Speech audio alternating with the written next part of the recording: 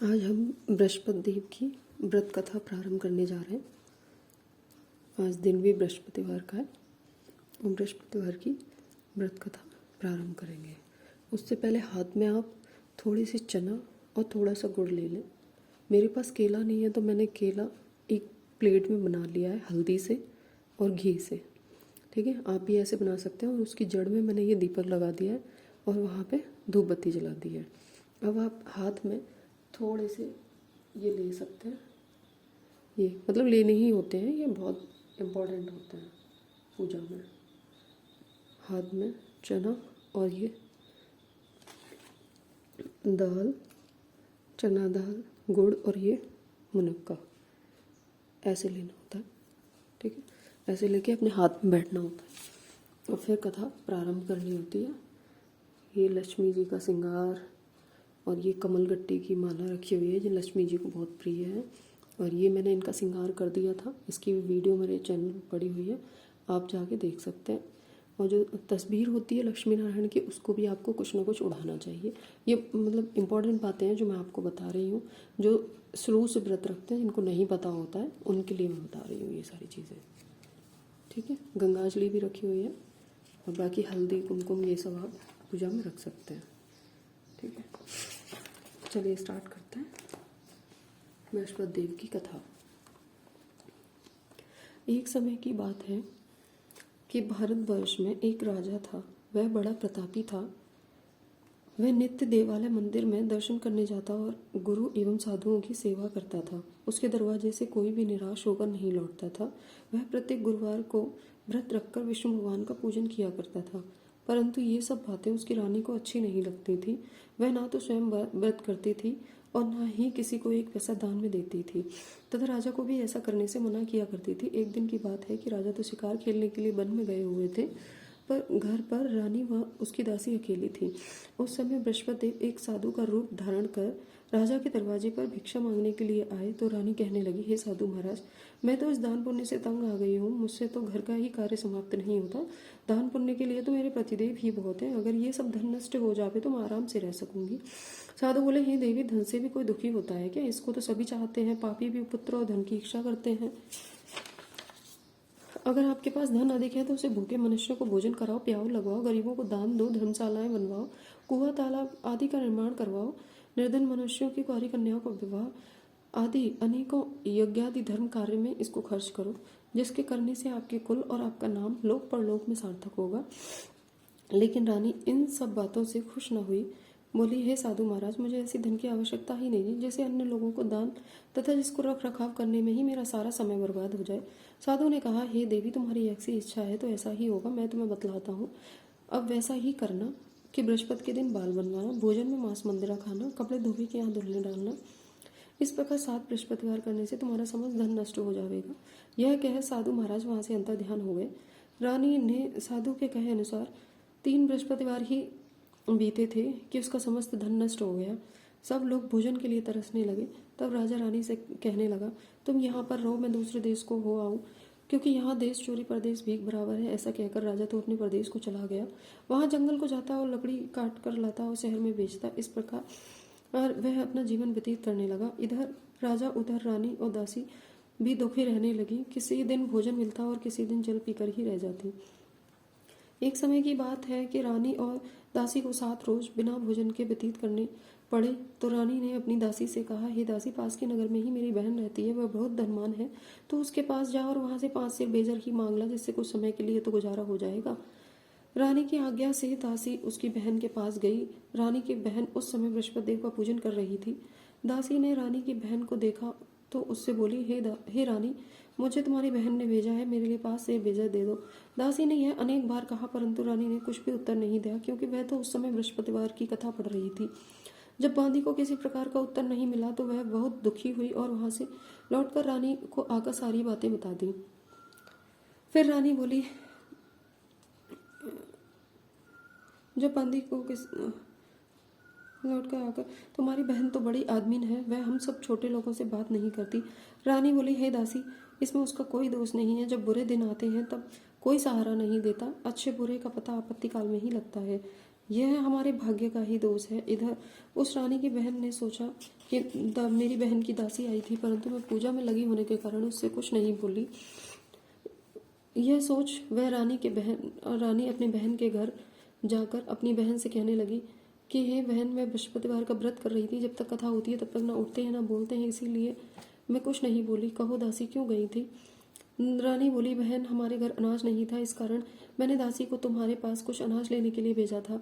बहन बोली, रानी जी, बृहस्पति देव भगवान सबकी इच्छा पूर्ण करते हैं। देखो, शायद तुम्हारे घर में भी अनाज रखा हो, इस कारण। इस प्रकार के वचन सुन के रानी घर के अंदर गई तो उसे एक घड़ा बेजर से भरा हुआ मिल गया। रानी और दासी बहुत खुश हुई। दासी कहने लगी कि हे रानी जी, देखो, जब हमको भोजन नहीं मिलता तो हम व्रत ही तो करते हैं। अगर इनसे व्रत की विधि पूछ ली जावे तो हम भी व्रत किया करेंगे। तब उस रानी के पूछने पर रानी की बहन ने कहा, गुरु के व्रत में चने की दाल व हल्दी से विष्णु भगवान का केले की जड़ में पूजन कर दीपक जलावें तथा पीला भोजन करें तथा कहानी सुने। इस प्रकार से गुरु भगवान प्रसन्न होते हैं, अन्न व पुत्र धन देते हैं, व्रती की मनोकामना पूर्ण करते हैं। रानी व दासी ने निश्चय किया कि वो बृहस्पति देव का पूजन अवश्य करेंगी। 7 रोज बाद जब बृहस्पतिवार आया तो उन्होंने व्रत रखा। दासी गुड़साल में जाकर चने की दाल व गुड़ पीन लाई और भगवान विष्णु का पूजन किया। अब पीला भोजन कहाँ से आवे, यह सोच के बेचारी बड़ी दुखी हुई, परंतु उन्होंने व्रत किया था, इस कारण गुरु भगवान उनसे बहुत प्रसन्न थे। वे 2 थालों में सुंदर पीला भोजन लेकर आए और दासी को देकर बोले, हे दासी, यह तुम्हारे और रानी दोनों के लिए है, तुम दोनों भोजन करना। दासी बड़ी प्रसन्न हुई और रानी से जाकर बोली, चलो रानी जी, भोजन कर ले। वह रानी को इस विषय में कुछ भी नहीं पता था, इसीलिए वह दासी से बोली, तू ही भोजन कर, क्यों व्यर्थ में हमारी हंसी उड़ाती है। दासी बोली, यह महात्मा भोजन दे गए हैं। रानी कहने लगी, वह भोजन तेरे लिए ही दे गए होंगे, तू ही भोजन कर। दासी कहने लगी, नहीं, वह महात्मा हम दोनों को 2 थालों में सुंदर भोजन दे गए हैं, इसीलिए हम और तुम दोनों साथ साथ ही भोजन करेंगे। इस प्रकार रानी और बांदी ने गुरु भगवान को नमस्कार कर भोजन ग्रहण किया। उस दिन से रानी और बांदी गुरुवार का व्रत और विष्णु भगवान का पूजन करने लगी। बृहस्पति भगवान की कृपा से रानी और दासी के पास फिर से अधिक धन हो गया और रानी फिर उसी प्रकार आलस्य करने लगी। तब दासी बोली, देखो रानी जी, तुम पहले भी इसी प्रकार आलस्य करती थी, इसी से सब धन नष्ट हो गया था। अब गुरु भगवान की कृपा से धन मिला है तो उसे तुम्हें फिर से आलस्य होता है। बड़ी मुसीबतों के बाद हमने यह धन पाया है, इसीलिए तुम्हें दान पुण्य करना चाहिए। अब आप भूखे मनुष्यों को भोजन कराओ, मंदिर पाठशाला बनवा के दान दो, कुंवारी कन्याओं का विवाह करवाओ। इस तरह धन को शुभ कार्य व धर्म कार्यों में खर्च करो, जिससे तुम्हारे कुल का यश बढ़ेगा तथा स्वर्ग की प्राप्ति हो। इस प्रकार तुम्हारे पितर भी प्रसन्न होंगे। रानी ने जब ये शुभ कर्म करने प्रारंभ कर दिए तो उसका यश फैलने लगा। एक दिन रानी और दासी विचार करने लगी कि ना जाने राजा किस दशा में होंगे, उनकी कोई खबर नहीं मिली है। उन्होंने गुरु भगवान से प्रार्थना की तो गुरु भगवान ने रात्रि में राजा को स्वप्न में कहा, हे राजा, जा, तेरी रानी तुझको याद करती है। राजा प्रातःकाल उठा और विचार करने लगा कि स्त्री जाति तो खाने पहनने की संगी नहीं होती है, पर स्वप्न की बात मानकर वह अपने नगर को चलने के लिए तैयार हो गया। यहाँ प्रदेश में वह प्रतिदिन जंगल से लकड़ी काट कर लाता और शहर में बेचने जाता। अपने जीवन को बड़ी ही कठिनाई से व्यतीत करता था।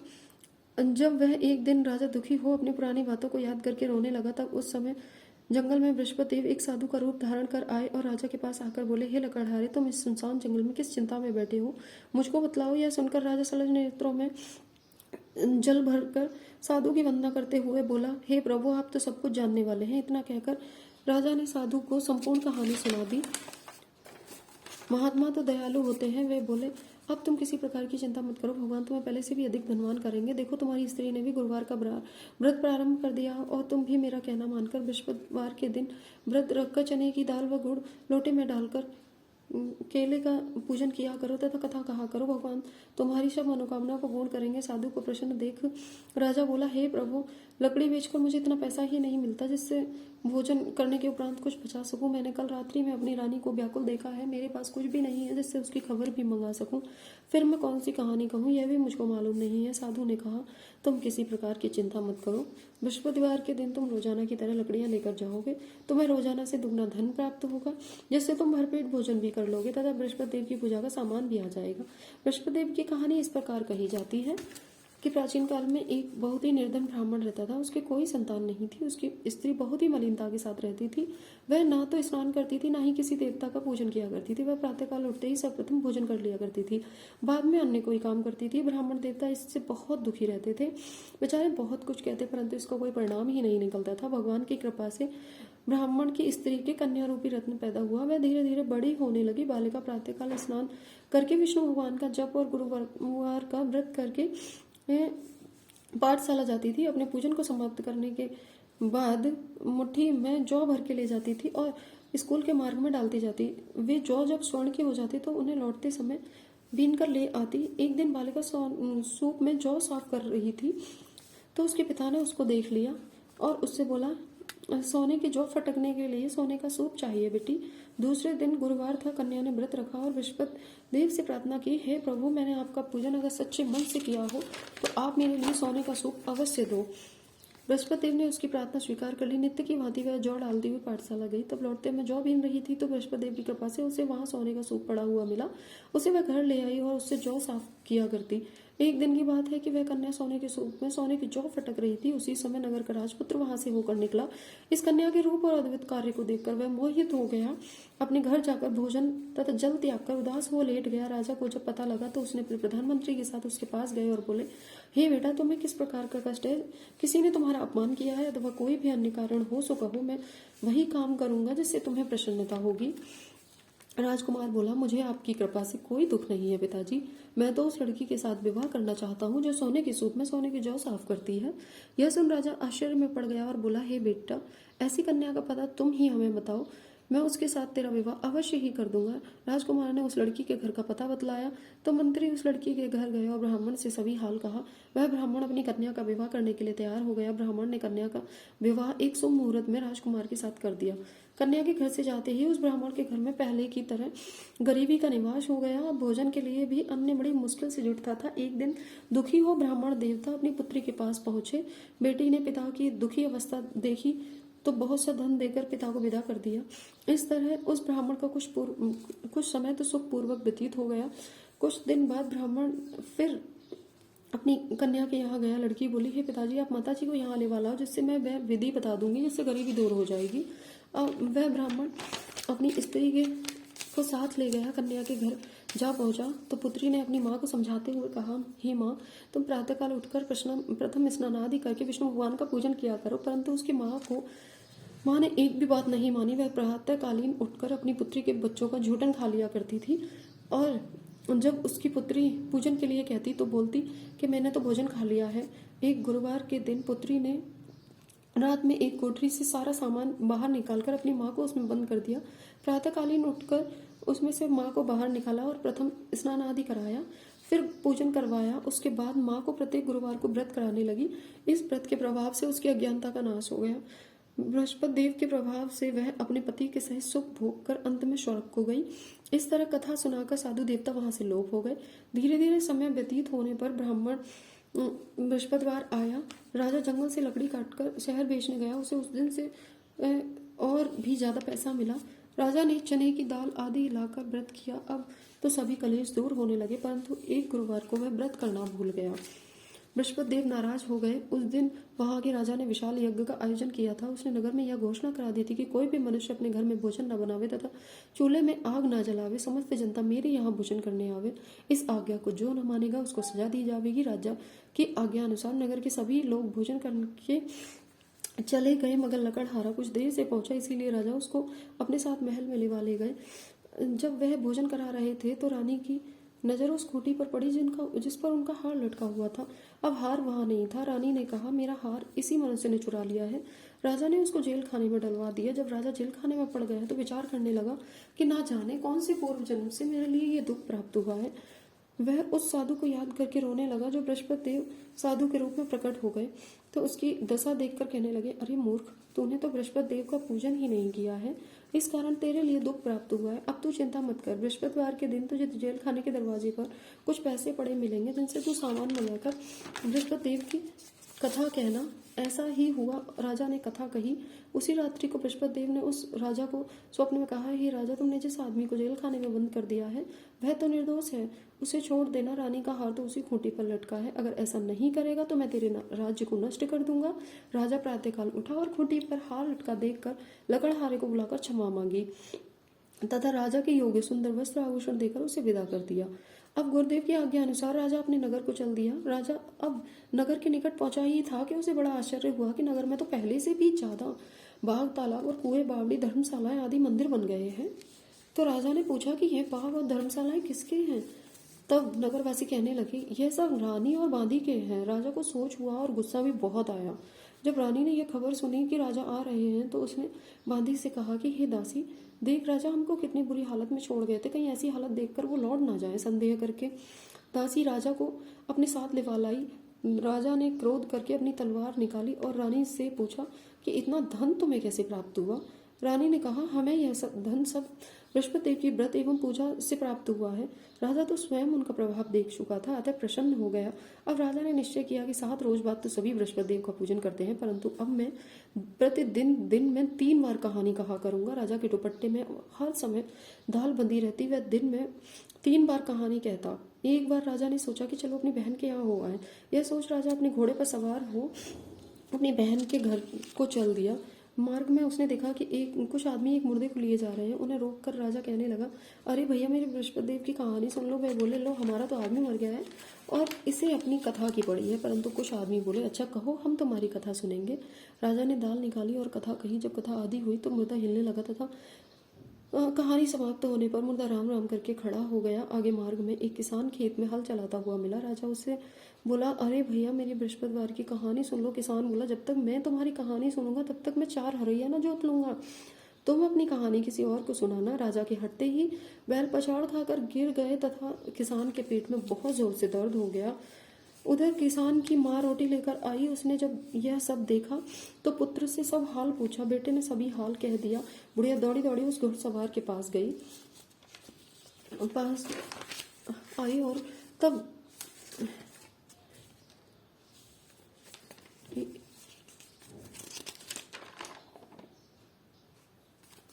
पास आई और बोली, मैं तुम्हारी कथा सुनूंगी, तुम अपनी कथा मेरे खेत पर ही चलकर कहो। राजा ने बुढ़िया के खेत पर कथा कह दी, जिसके सुनते ही बैल खड़े हो गए तथा किसान के पेट का दर्द भी बंद हो गया। यहाँ से राजा अपनी बहन के घर जा पहुंचा। बहन ने भाई की खूब मेहमानी की। दूसरे दिन प्रातःकाल जगा, उसने देखा कि वहां तो सब लोग भोजन कर रहे हैं। राजा ने अपनी बहन से कहा कि ऐसा कोई भी मनुष्य नहीं है जिसने भोजन ना किया हो, वह मेरी बृहस्पति देव की कहानी सुन ले। बहन बोली, हे भैया, यह देश ऐसा ही है, यहाँ पहले लोग भोजन करते हैं, बाद में अन्य काम करते हैं। अगर कोई पड़ोस में हो तो मैं देखा हूँ। अब तो राजा की बहन पड़ोस में गई, वहां उसे ऐसा कोई भी व्यक्ति नहीं मिला जिसने भोजन ना किया हो। राजा के फिर से आग्रह करने पर उसकी बहन एक कुम्हार के घर गई जिसका लड़का बीमार था। उसे मालूम हुआ कि उसके यहाँ 3 रोज से किसी ने भोजन ही नहीं किया है। राजा ने उसके घर जाकर बृहस्पति देव की कथा कही, जिसको सुनकर उसका लड़का ठीक हो गया। अब तो राजा की हर ओर प्रशंसा होने लगी। एक दिन राजा ने अपनी बहन से कहा, हे बहन, अब हम अपने घर को जाएंगे, तुम भी तैयार हो जाओ। राजा की बहन ने अपनी सास से कहा। सास बोली, हाँ चली जा, परंतु अपने लड़कों को मत ले जाना, क्योंकि तेरे भाई के तो कोई संतान ही नहीं है, तेरी भाभी मेरे बच्चों को रख लेगी। बहन ने अपने भैया से कहा, भैया मैं तो चलूंगी, परंतु कोई बालक नहीं जाएगा। यह सब बातें भैया एक कमरे में बैठा सुन रहा था। वह उससे कुछ नहीं बोला और वहां से उठकर चला गया। राजा बड़े दुखी मन से लौटा। राजा ने अपनी रानी को सारी बातें बताई। हम निर्वंशी हैं, हमारा मुंह देखने का धर्म नहीं है। दुखी हो उसने भोजन आदि नहीं किया। रानी बोली, हे प्रभु, बृहस्पति देव ने हमें सब कुछ दिया है, वह हमें संतान भी अवश्य देंगे। उसी रात्रि को बृहस्पति देव ने राजा को सपने में कहा, हे राजा, अब सब सोच त्याग दे, तेरी रानी गर्भ से है। यह सुनकर राजा को बड़ी खुशी हुई। 9वें महीने उसके पुत्र पैदा हुआ। राजा बोला, हे रानी, स्त्री जाति खाए बिना रह सकती है, परंतु बिना कहे नहीं रह सकती। इसलिए जब मेरी बहन बधाई लेकर आए तो तुम उससे कुछ मत कहना। रानी ने सुनकर हाँ तो कर दी, लेकिन जब राजा की बहन शुभ समाचार सुना तो वह बड़ी खुशी हुई, बधाई लेकर अपनी बहन के घर आई, अपने भाई के यहाँ आई। तो रानी बोली, मेरी ननद घोड़ा चढ़कर तो नहीं आई है, गधी चढ़ी आई है। तो उसकी बहन, राजा की बहन बोली, भाभी, यदि मैं ऐसा ना कहती तो तुम्हें संतान कैसे मिलती? बृहस्पति देव ऐसे ही दयालु हैं, अपने भक्तों की मनोकामना पूरी करते हैं। जो सच्चे मन से बृहस्पति देव का व्रत करता है एवं कथा पढ़ता है अथवा सुनता है और सुनाता है, बृहस्पति देव उसकी सभी इच्छाएं पूर्ण करते हैं। बोले बृहस्पति देव महाराज की जय। चलिए बृहस्पति देव की आरती कर लेते हैं। अब ये जो हाथ में चना और ये दाल मुनक्का जो था ये लोटे में डाल देते हैं।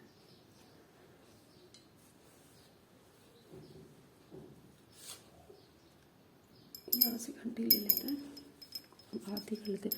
ओम जय बृहस्पति देवा स्वामी जय बृहस्पति देवा, छिन छिन भोग लगाओ, छिन छिन भोग लगा कदली फल मेवा।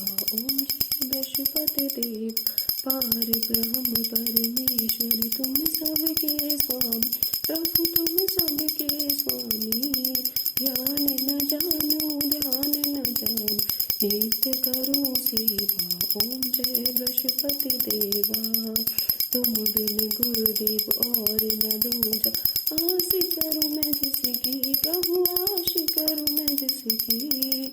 मैं अज्ञान अगोचर मैं अज्ञान अगोचर तुम फल के देवा। ओम जय बृहस्पति देवा पार ब्रह्म परमात्मा तुम हो प्राणपति, प्रभु तुम हो प्राणपति। दरस दिखाओ मत तरसाओ, दरस दिखाओ मत तरसाओ, चारों फल देव। ओम जय बृहस्पति देवा बृहस्पति जी की आरती जो कोई नर गावे, स्वामी प्रेम सहित गावे। कहत शिवानंद स्वामी कहत हरि हरि ज्ञान, हे विघ्न काटे देवा। ओम जय बृहस्पति देवा। बोले बृहस्पति देव महाराज की जय। अब जब बृहस्पति देव की आरती की है तो लक्ष्मी जी की भी आरती अवश्य करनी चाहिए, क्योंकि विष्णु जी और लक्ष्मी जी दोनों का ही आग्रह करना पड़ता है जब हम व्रत रखते हैं तो। ठीक है, लक्ष्मी जी को भी ज़रूर मनाना चाहिए, तो इसीलिए लक्ष्मी जी की भी आरती हम लोग करेंगे। ओम जय लक्ष्मी माता मैया जय लक्ष्मी माता, तुमको निश दिन सेवक मैया जी को निश दिन से हरे विष्णु विधाता। ओम जय लक्ष्मी माता उमा रमा ब्रह्माणी तुम ही जग माता, मैया तुम ही जग माता। सूर्य चंद्रमा ध्यावत सूर्य चंद्रमा ध्यान ऋषि गाता। ओम जय लक्ष्मी माता दुर्गा रूप निरंजन सुख संपत्ति दाता, मैया सुख दाता। जो कोई तुमको ध्याता जो कोई तुमको ध्याता, रिद्धि सिद्धि धन पाता। ओम जय लक्ष्मी माता तू ही पाताल बसंती तू ही शुभ दाता, मैं तू ही शुभ दाता। कर प्रभाव प्रकाशिनी कर्म प्रभाव प्रकाशिनी भवनिधि। ओम जय लक्ष्मी माता जिस घर में प्यारो बासो तेरी में गुण आता, मैया तेरी में आता। कर न सके वही कर ले कर न सके वही कर, मनी नहीं दौड़े खाता। ओम जय लक्ष्मी माता तुम बिनिया की न हो गए वश न कोई पाता, मैया न कोई पाता। खाने पानी का है वही खाने पान वही सब तुमसे आता। ओम जय लक्ष्मी माता शुभ गुण सुंदर मुक्ता शिरोनिधि जाता, मैया निधि जाता। रत्न चतुर्दशी तुम दिन रत्न चतुर्दशी तुम कोई नहीं पाता। ओम जय लक्ष्मी माँ ये आरती लक्ष्मी जी की जो कोई जन गाता, मैया तीन सहित गाता। उरे आनंद अति उमड़े उरे आनंद अति पाप उतर जाता। ओम जय लक्ष्मी माता तेरे चर जगत बना कर मन प्रख्याता, मैया कर मन प्रख्याता। राम प्रताप मैया की राम प्रताप की शुभ दृष्टि चाहता। ओम जय लक्ष्मी माता जय लक्ष्मी माता मैया जय लक्ष्मी माता। तुमको निश दिन स्यावत मैया जी को निश दिन ध्या हरे विष्णु विधाता। ओम जय लक्ष्मी माता। बोले लक्ष्मी मैया की जय, बोले विष्णु भगवान की जय। लक्ष्मी नारायण की जय। जय हो मेरे गुरुदेव, जय हो प्रभु। अभी आप लोगों को मैं पास से दर्शन करवा देती हूँ। ये देखिए, ये मेरी लक्ष्मी माँ के दर्शन। ये कमलगट्टे की माला है जो लक्ष्मी माँ को बहुत प्रिय है। ये गंगाजली है, ये दीपक, और ये देखो माँ के कमल का फूल भी बना है इसमें हार्ट शेप में। इससे पता चलता है कि हमारी जो पूजा है वो माँ ने स्वीकार कर ली है, बृहस्पति देव महाराज ने स्वीकार कर ली है पूजा। ठीक है, ये देखिए, ये हल्दी ये सब ऐसे रख लेते हैं। ये विष्णु भगवान की तस्वीर जो होती है उसको भी हम चूनर वगैरह उड़ा देते हैं, क्योंकि इसमें लक्ष्मी माँ भी उनके साथ बैठी हुई है। और ये पुस्तक थी जो मैं आपको सुना रही थी पढ़ के कथा। ये थे हमारी प्यारी माता के दर्शन। होप कि आपको सबको अच्छा लगा होगा। कथा जो मैंने पढ़ी वो भी बहुत अच्छी लगी होगी आपको। जय माता दी, जय बृहस्पति देव। मिलते हैं अब दूसरी कथा में। जय माता दी।